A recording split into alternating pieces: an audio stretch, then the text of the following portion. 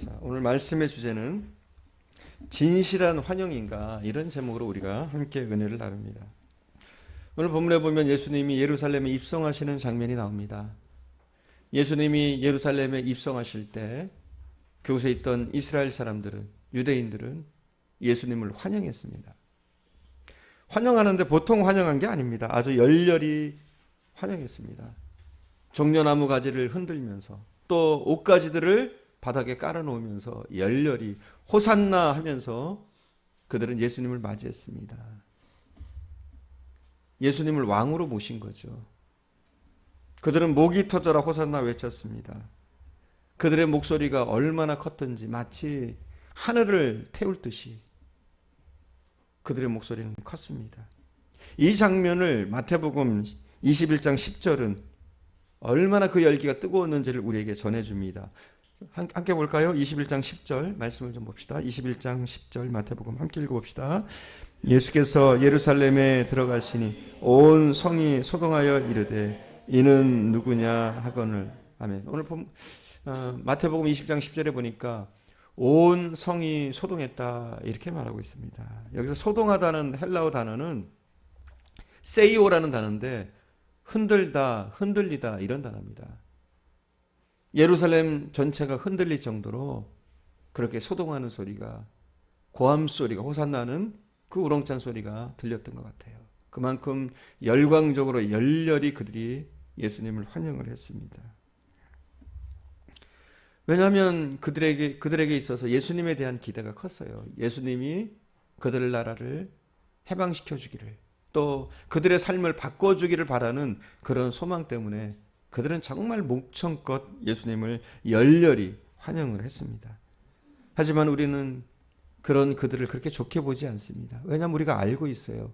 그들이 그렇게 열렬히 환영했지만 며칠이 못 돼서 열렬히 환영하던 그 입술로 예수님을 십자가에 못 박으라고 배반했던 사실을 우리는 알고 있기 때문에 그들의 그 모습을 그렇게 우리는 좋게 보지는 않습니다. 그러나 우리가 다른 시각에서 그들의 모습을 좀 볼 필요가 있어요. 그들의 열광적인 환영. 과연 우리는 예수님을 열광적으로 환영합니까?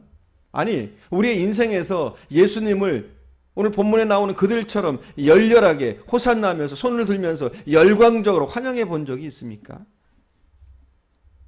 우리가 예수를 믿는다고 하는데 정말 열성적으로 최선을 다해서 예수님을 섬기고 예수께로 나가본 적이 우리의 삶 속에 있습니까?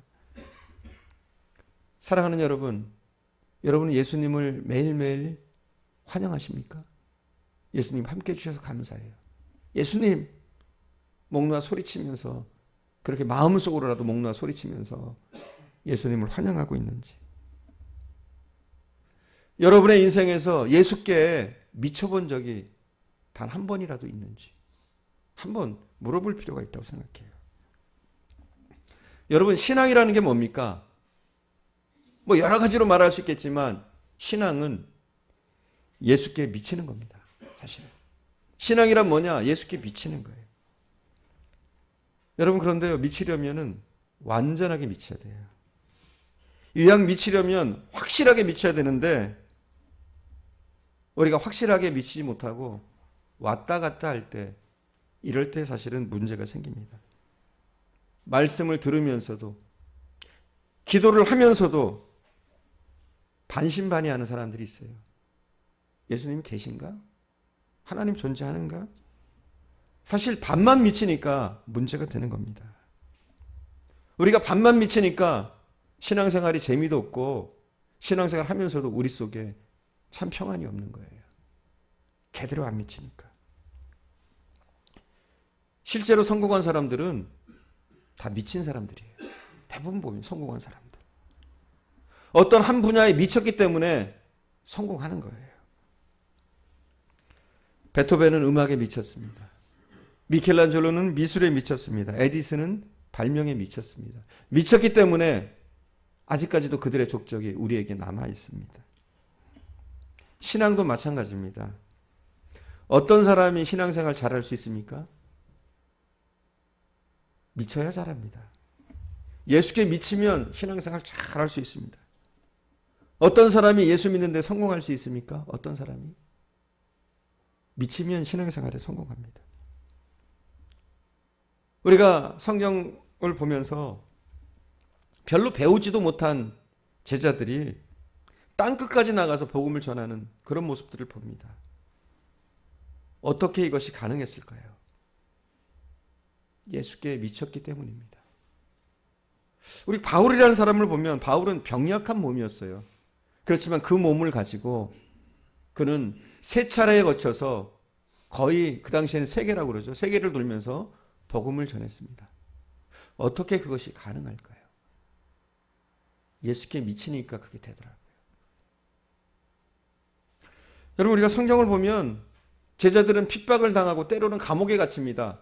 그리고 그들이 감옥에 갇힌 이유가 뭡니까? 복음을 전했기 때문이에요. 그들을 감옥에서 풀어주면서 그들을 핍박하던 자들이 그들에게 이렇게 경고를 합니다. 복음을 전하지 말아라. 한 번 더 복음을 전하면 가만히 두지 않겠다. 그렇게 그들이 경고를 하고 그들을 풀어줍니다. 그럼 그들이 어떻게 하나요? 복음을 안 전하고 입을 꼭 다물고 있나요? 아니에요. 나가자마자, 풀려나자마자 잡혔던 그곳에 서서 다시 복음을 전하는 것이 그들이었습니다. 어떻게 이런 일이 가능했을까요? 어떻게 이것이 가능했을까요? 그거는 복음에 미쳤기 때문에, 예수께 미쳤기 때문에 이것이 가능했습니다. 여러분, 사도들만 미쳤나요? 우리도 다 미친 사람들입니다. 동의 안 하세요? 우리도 다 미친 사람이에요.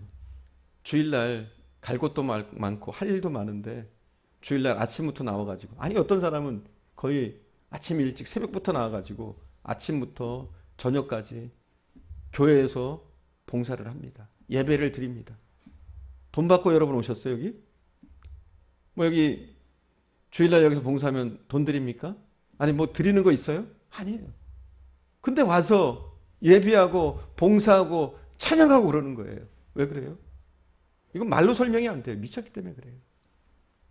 여러분이 피땀 흘려서 버는, 정말 열심히 일해서 수입을 얻게 되면 그 중에 10분의 1을 하나도 아까워하지 않으면서 주님 앞에 드립니다. 사실 피 같은 돈이잖아요. 땀방울 같이 고귀한 돈이잖아요. 근데 드려요. 이게 어떻게 가능합니까? 미치지 않고는 불가능합니다. 사실은 여러분, 우리가 신앙생활 하면서 우리가 제정신이 돌아올 때가 문제인 거예요. 사실은 가끔 우리가 제정신이 돌아올 때가 있어요. 신앙생활 하다가. 이게 문제입니다. 그리스도인은요, 제정신으로 사는 사람들이 아닙니다. 예수의 정신으로 사는 사람이에요. 우리가 오해하는 것이 있어요. 제정신으로 사는 것이 원래 제정신이 아닙니다, 여러분. 원래 예수의 정신으로 사는 것, 이것이 원래가 제정신입니다. 사실 우리가 제정신으로 사는 것, 이건 오히려 이게 미친 거예요. 반대로 우리가 예수 정신으로 사는 것, 이것이 정상적으로 잘 우리가 사는 겁니다. 우리 그리스도인들은요. 간혹 가다 보면 나는 제정신이다 그런 분들이 있는데, 나는 예수께 미치지 않아서 제정신이다 그러는데, 여러분 사실 아니에요.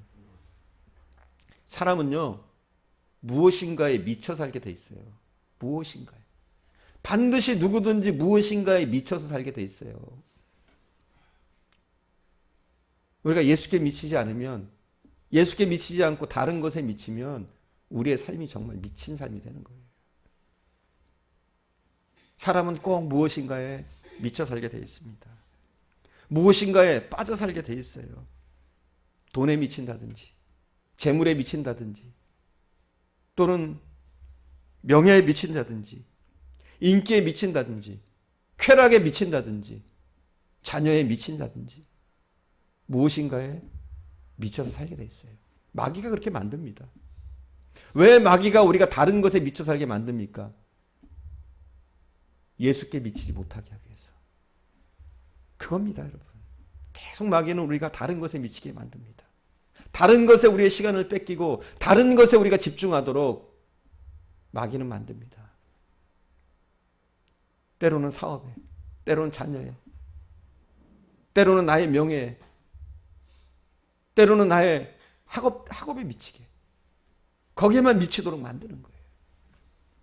그렇게 해서 예수께 미치지 못하도록 만드는 겁니다. 여러분, 마귀가요 멍청하지 않아요. 굉장히 지혜롭습니다. 마귀가. 그래서 여러분 신앙생활 못하도록 하지 않아요. 마귀는 이렇게 얘기합니다. 교회 나가라고 그럽니다. 교회 나가. 근데 미치지는 말어. 아마 그럴 겁니다.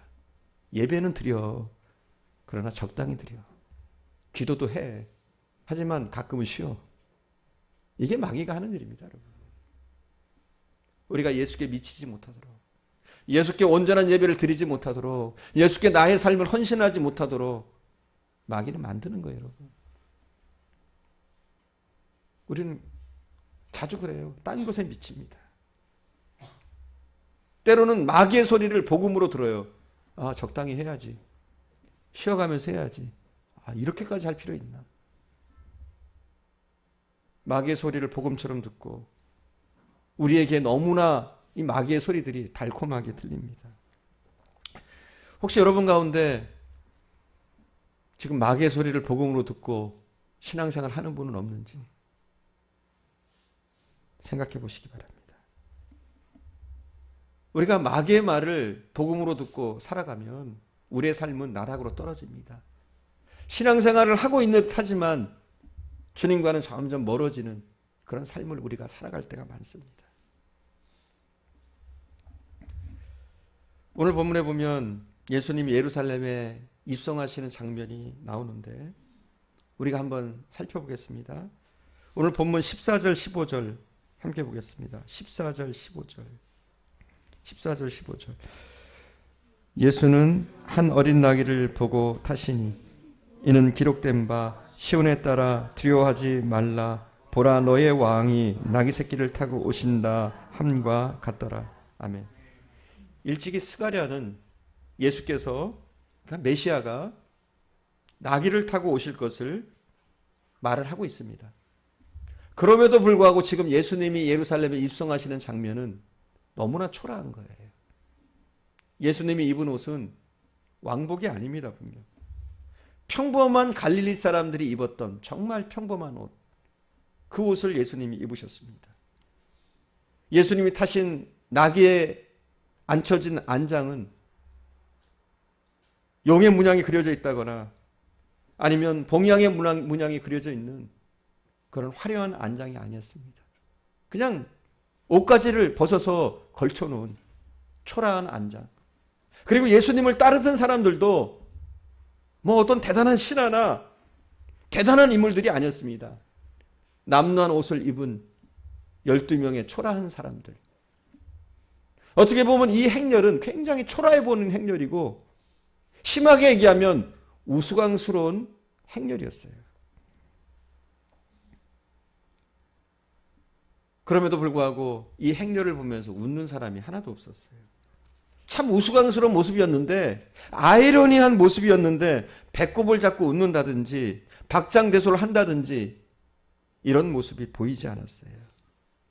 오히려 우리가 본문에서 살펴본 바대로 호산나 찬양하면서 마태복음에 나온 대로 예루살렘 성이 흔들릴 정도로 그런 우렁찬 함성과 함께 호산나 찬양하면서 예수님을 맞이했습니다. 목이 터져라고 열광적으로 예수님을 환영했습니다.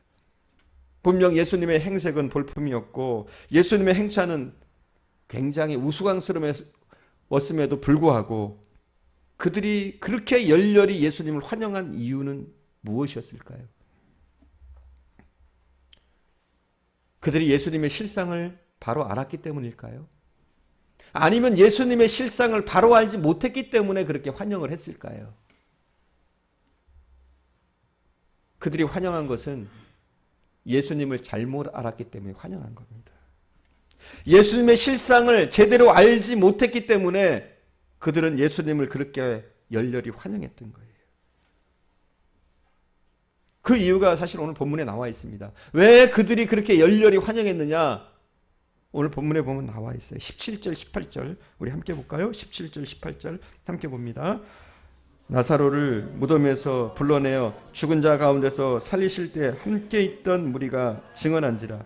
이에 무리가 예수를 맞음은 이 표적 행하심을 들었음이러라. 아멘. 오늘 본문은 이렇게 얘기합니다. 나사로가 살아날 때, 죽었던 나사로가 살아나는 장면을 봤던 사람들이 그곳에 많이 있었다는 거예요. 그리고 그들이 예수님이 나사로를 살리신 그 생생한 장면을 그들에게 생중계한 거예요. 알려준 거예요. 그러니까 사람들이 미쳐버린 거예요. 대단한 사람이다. 저 사람이 우리의 왕이 된다면, 저 사람이 우리의 리더가 된다면 우리나라 굉장해질 수 있다. 오병이의 기적은 얘기 안 했겠어요?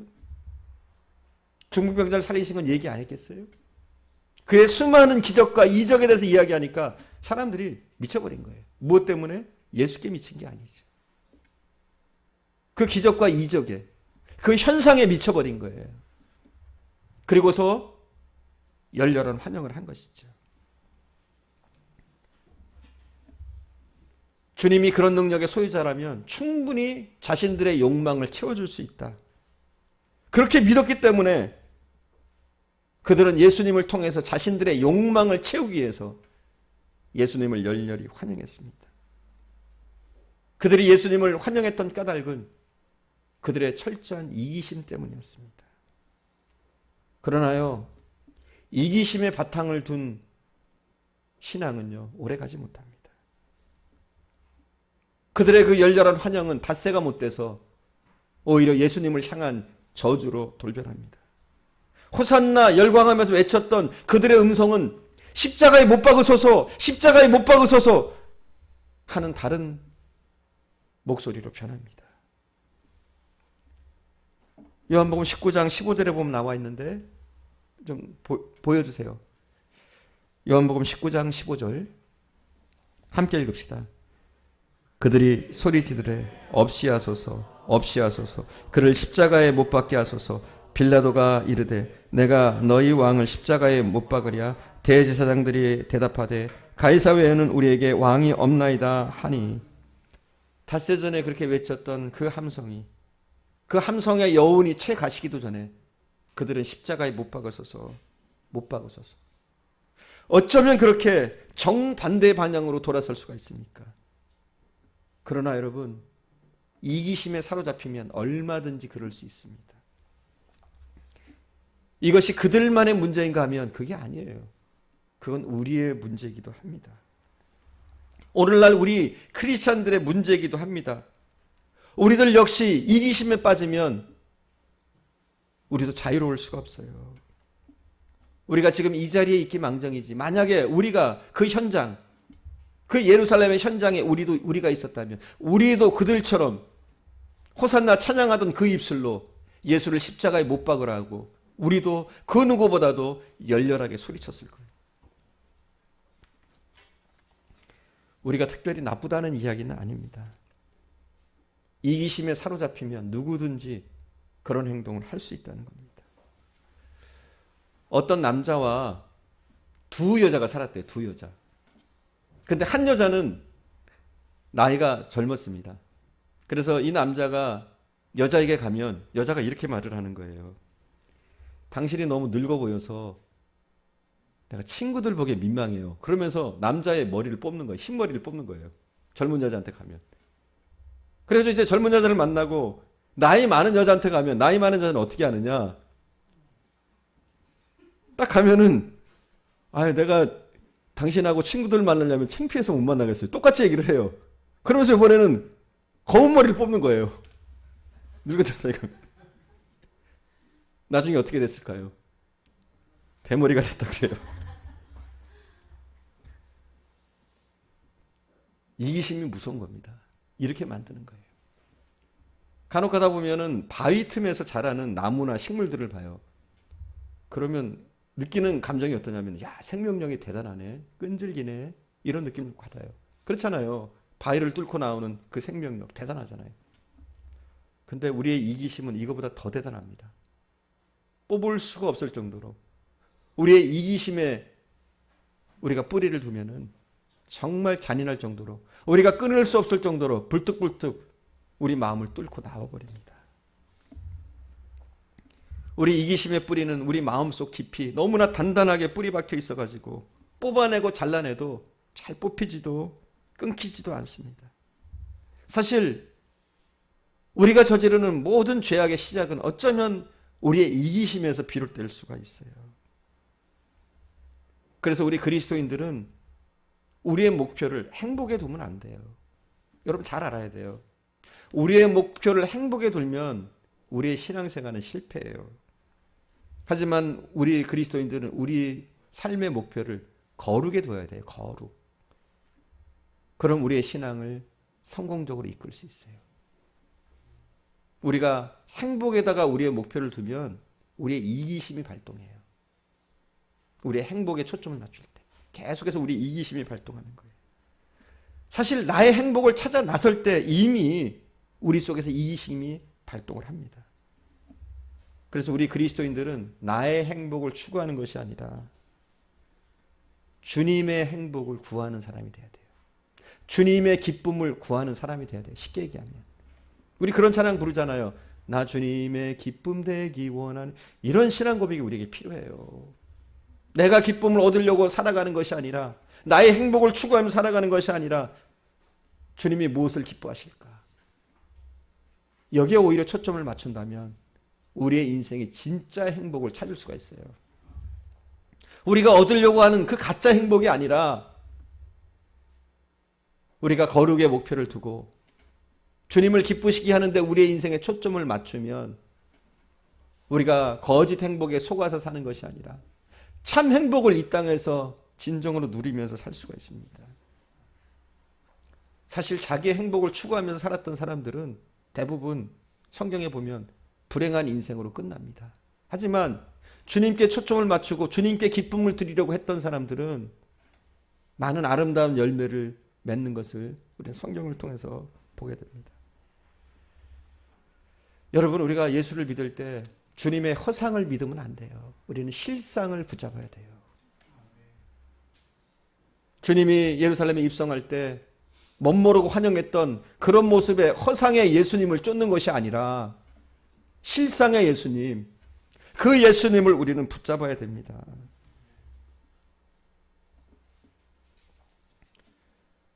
여러분 한번 생각해 봐요. 예수님을 십자가에 못 박은 자들이 누구였습니까? 전혀 모르는 사람들이었습니까? 아니에요. 누구보다도 하나님을 알고 누구보다도 메시아에 대해서 많이 연구를 하고 알았던 사람들이 예수를 십자가에 못 박았습니다. 누구보다도 하나님을 잘 알고 하나님을 잘 섬기고 있다고 하는 사람들이 예수님을 십자가에 못 박았습니다. 왜 그랬을까요? 그들이 실상을 붙잡지 못하고 허상을 붙잡고 신앙생활을 했기 때문에 그런 결과들이 나타납니다. 차라리 예수께 무관심했던 자들보다 못합니다. 주님을 모르는 자들보다 알았다고 하는 자들이 더 무서운 거예요.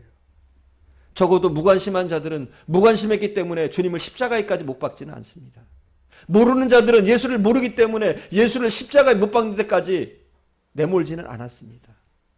여러분 빌라도 보세요. 빌라도조차도 끝끝내 예수께 사형 언도 내리는 것을 거부하잖아요.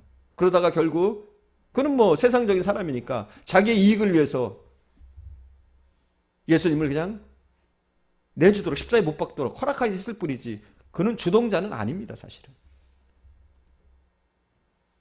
예수를 안다고 했던 사람들, 하나님을 섬긴다고 했던 사람들, 그들이 예수를 십자가에 못 박게 했습니다. 오늘날 우리도 마찬가지예요. 믿는 우리들이 예수님을 십자가에 못 박을 때가 많습니다. 우리의 신앙이 우리의 본능과 우리의 욕망과 탐심을 쫓아갈 때 우리는 예수를 십자가에 또 못 박습니다. 여러분 예수님의 실상을 사랑하십니까? 아니면 허상을 쫓고 우리의 본능과 욕심과 탐심 때문에 예수를 섬기고 있습니까? 하나님은 바울을 통해서 선언하십니다. 우리 갈라디아서 5장 24절 볼까요? 5장 24절. 갈라디아서 5장 24절 찾아놨습니다. 함께 봉독하겠습니다. 그리스도 예수의 사람은 육체와 함께 그 정욕과 탐심을 십자가에 못 박았느니라. 아멘. 뭘 못 박았다고요? 육체와 함께 탐욕과 욕심과 정욕과 탐심을 십자가에 못 박았느니라. 이렇게 얘기하고 있어요. 그렇습니다. 정말 우리가 예수를 진짜 믿는다면 우리의 육체와 함께 우리의 정욕과 탐심을 십자가에 못 박아야 돼요. 그래야 우리가 진짜 예수님의 실상을 쫓을 수가 있는 겁니다. 우리의 본능과 욕심과 탐심을 우리 속에서 제거하고 십자가에 못 박을 때 우리는 제대로 된 신앙생활을 할 수 있습니다. 우리가 우리의 욕심과 정욕과 탐심을 십자가에 못 박지 않으면 또다시 예수님을 십자가에 못 박는 자들이 되어집니다. 주님을 열렬히 환영했던 그들은 주님의 실상을 모르고 환영을 했습니다. 그러다 보니까 결국은 예수를 십자가에 못 박으라고 외치는 사람들이 되어집니다. 또 바울을 통해서 주님은 이렇게 말씀하십니다. 갈라디아서 5장 25절에서 26절도 우리 함께 보겠습니다. 25절에서 26절 함께 보겠습니다. 만일 우리가 성령으로 살면 또한 성령으로 행할지니 헛된 영광을 구하여 서로 노엽게 하거나 서로 투기하지 말지니라. 아멘. 우리 그리스도인은요, 또 성령으로 살아야 되는 사람이에요. 또 성령으로 거듭난 사람이에요. 성령으로 새 삶을 얻은 사람들입니다. 그렇다면 우리는 당연히 성령으로 행해야 돼요. 그렇지 않고 우리의 육체에 따라서 행하면, 우리의 욕심에 따라서 행하게 되면 어떤 일들이 있느냐? 서로 노엽게 하는 거예요. 우리가 헛된 영광을 구하면 서로 노엽게 하게 되는 거예요.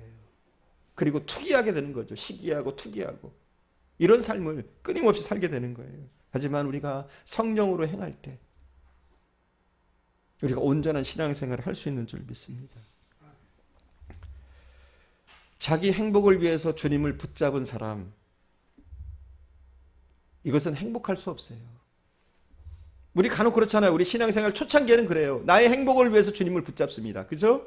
초창기. 하지만 우리가 신앙생활을 제대로 하고 성숙해지면 나의 행복을 위해서 주님을 붙잡는 것이 아니라 이제는 주님의 행복을 생각할 수 있는 사람, 주님이 기뻐하시는 것이 무엇인가를 생각할 수 있는 사람, 그런 사람으로 우리가 변해야 되는 줄 믿습니다. 사실 그래요. 우리 그리스도인의 행복은 주님을 기쁘시게 해드릴 때 우리에게 참 행복이 있어요. 주님을 온전히 섬길 때, 주님께 영광 돌릴 때 우리 가운데 진짜 행복들이 나타나는 거예요. 간혹 우리가 속는 것이 무엇이냐면 세상에 주는 그런 쾌락적인 행복이 진짜 행복인 것처럼 느낄 때가 많아요. 무엇인가 많아 보이는 것. 그렇잖아요. 여러분, 돈이 많으면 행복합니까? 없으니까 또 많으면 행복할 것 같이 느껴져요. 권력 잡으면 행복하겠습니까? 아니에요. 우리는 그런 것에 행복이 있다고 생각해요. 눈에 보이는 그것. 이게 속는 거예요, 이게. 사실은 행복은요, 물질적인 영역이 아니에요. 눈에 보이는 그런 영역이 아니에요. 행복이라는 것은. 눈에 보이지 않는 정신적인 영역이 큽니다, 여러분. 이게 행복인 거예요. 그리고 행복은 신앙적인 영역이라고 봐도 과언이 아니에요. 우리가 진짜 행복을 찾길 원한다면, 정말 행복하길 원한다면 우리의 행복을 위해서 주님을 쫓는 것이 아니라 성숙한 신앙인이 되었다면 무엇을 주님이 기뻐하실까? 좀 생각할 수 있는 그런 사람들이 되어야 될 줄 믿습니다. 한 수도사의 이야기인데 이런 이야기가 있어요. 여행 중이었던 한 수도사가 이제 여행하다가 피곤하니까 한 마을 어귀에 이르러 가지고 정자나무 아래서 이제 쉬게 됐다고 그래요. 하룻밤을 그곳에서 보내려고 정자나무 아래에서 잠을 자고 있는데 마을에서 한 청년이 나타나더니 뛰어와서 이렇게 얘기를 하는 거예요. 아, 여기 계셨군요. 참 신기합니다. 제가 꿈을 꾸는데 하나님이 이렇게 말씀하시더라고요. 동부밖 정자나무 아래 가면 한 사람이 있을 텐데 그 사람에게 가면 값진 보석이 있을 것이다. 그것을 찾아서 내 행복을 찾아라. 이렇게 하나님 말씀하시더라는 거예요. 그래가지고 수도사가 이 말을 듣고 보따리에서 큰 다이아몬드 하나를 딱 꺼내더니, 엄청나게 큰 다이아몬드예요. 딱 꺼내더니 그 청년에게 주는 거예요. 그러면서 이렇게 얘기하는 거예요. 이거 내가 며칠 전에 숲속에서 주운 것인데 당신이 원한다면 드리지요. 청년은 선뜻 받아가지고 이 다이아몬드를 들고 오면서 신났어요. 이제 나는 행복한 사람이 됐다. 나는 큰 부자가 됐다. 이제는 일하지 않아도 되고 얼마나 행복하겠는가. 이런 생각을 하면서 신나게 집으로 돌아왔습니다. 그리고 집에서 잠을 자려고 그러는데 잠이 안 와요. 다이아몬드가 있는데 잠이 안 오는 거예요. 잠을 자려고 하는데 또 잠이 안 와요. 밤새 잠 못 이루고 뒤척뒤척 하다가 아침이 돼가지고 정자나무 아래로 또 갔습니다. 그 수도사한테 간 거죠. 그리고 이렇게 말을 했습니다. 수도사님, 제가 참으로 원하는 것은 이 다이아몬드가 아닙니다. 하나님께서 정자나무 아래 가서 수도사님을 만나서 값진 보석을 얻어서 너의 행복을 찾으라고 했지만 제가 찾던 보석은 이 다이아몬드가 아닌 것 같습니다. 제가 찾던 행복은 이 다이아몬드가 아니라 다이아몬드를 선뜻 내줄 수 있는 수도사님의 마음인 것 같습니다. 그 마음을 제가 갖고 싶습니다. 도와주십시오. 그리고서는 다이아몬드를 돌려줬대요. 그렇습니다, 여러분. 행복은요, 보석에 있는 것이 아니죠. 행복은요, 우리가 추구하는 그 물질이나 무엇인가 우리 눈에 보이는 거기에 있는 것은 아닌 것 같아요. 행복은 우리의 마음이지, 우리의 정신이지 어떤 소유가 아닌 것 같아요. 그러니까 우리가 행복을 추구하는 것, 우리가 행복이라고 추구하는 그것이 때로는 우리를 예수께로 멀어지게 하고 예수의 실상을 쫓는 것이 아니라 허상만 매일 쫓으면서 잘못된 신앙의 길로 이끌 때가 많다는 거죠. 사랑하는 여러분 진짜 행복을 찾으십시오.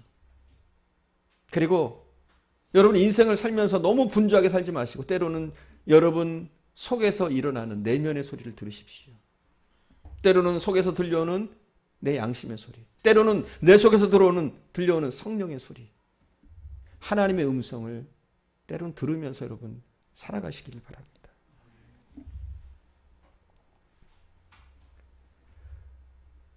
우리의 행복은 눈에 보이는 것이 아니에요. 분명 눈에 보이지 않는 주님이 말씀하신 것처럼 우리 주님만이 주실 수 있는 그 참 평안, 주님의 마음, 우리가 주님의 실상을 쫓을 때 반드시 우리가 이러한 참 행복과 은혜들을 소유하게 될 줄 믿습니다.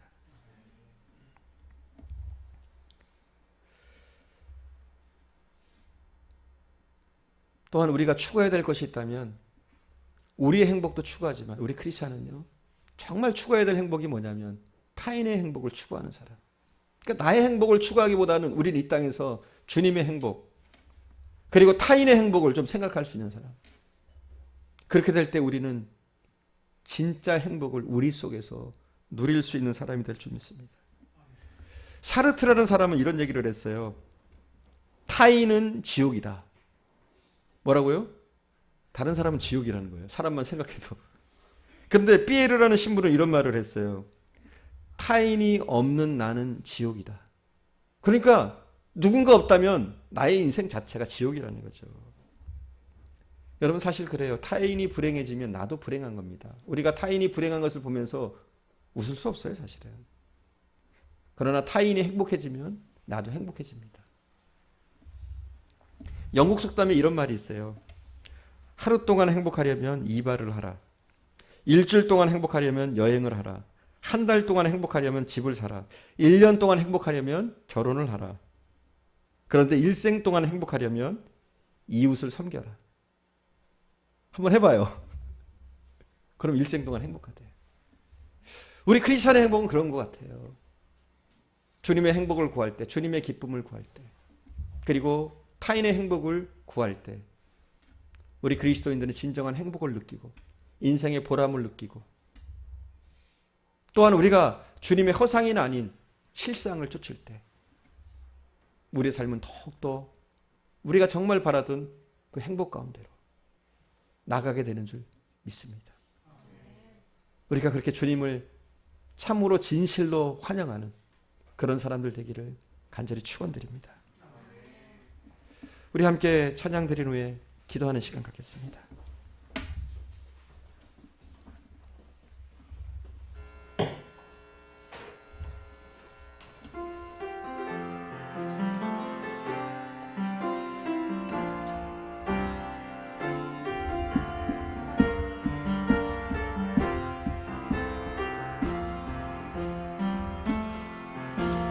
나 주님의 기쁨 되기 원하네. 내 마음을 새롭게 하소서. 새 부대가 되게 하여 주사. 주님의 빛 비추게 하소서. 내가 원하는 한 가지, 주님의 기쁨이 되는 것. 내가 원하는 한 가지, 주님의 기쁨이 되는 것. 내가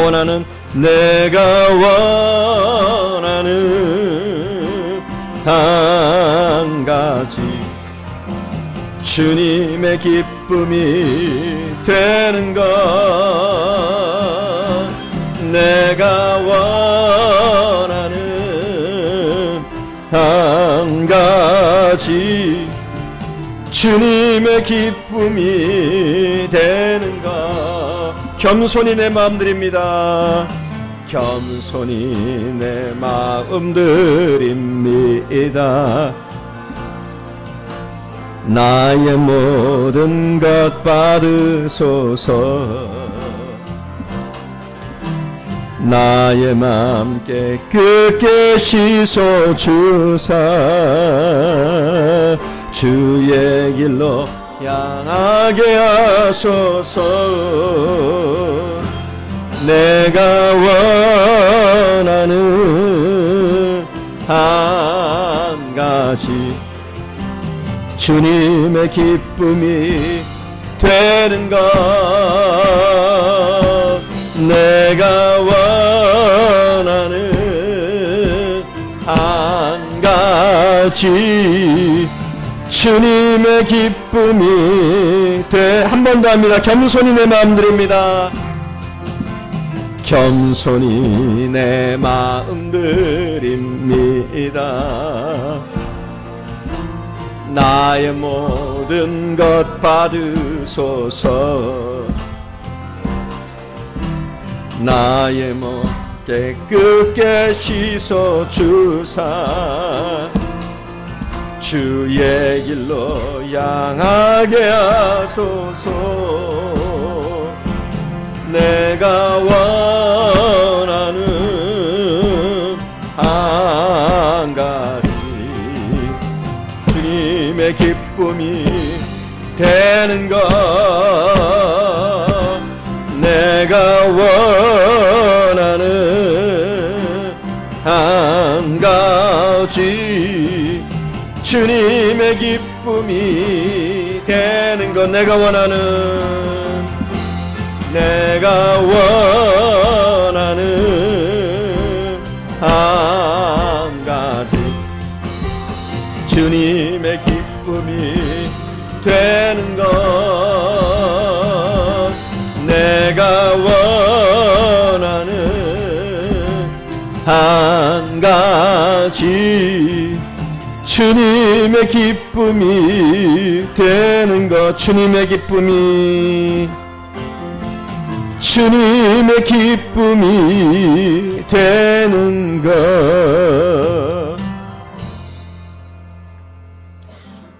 아마 이 나 주님의 기쁨이 되기 원하네, 이 찬양을 작시했던 분은 알았던 것 같아요. 정말 예수를 섬기는 것이 무엇인지, 신앙생활이 무엇인지, 주님의 기쁨이 되어지길 원합니다. 우리도 그것을 소망하길 원합니다. 다른 것이 아니라 어떻게 하면 주님을 기쁘시게 할까? 무엇이 주님을 기쁘시게 하는 일일까? 우리가 여기에 초점을 맞출 때 우리 속에 참 행복이, 주님 주시는 행복이 그 평안이 우리에게도 임할 줄 믿습니다. 우리가 주님을 진정으로 섬기는, 허상을 섬기는 사람이 아니라 주님의 실상을, 주님을 잘 알고 우리가 섬기는 그런 믿음의 사람들이 되어지길 원합니다.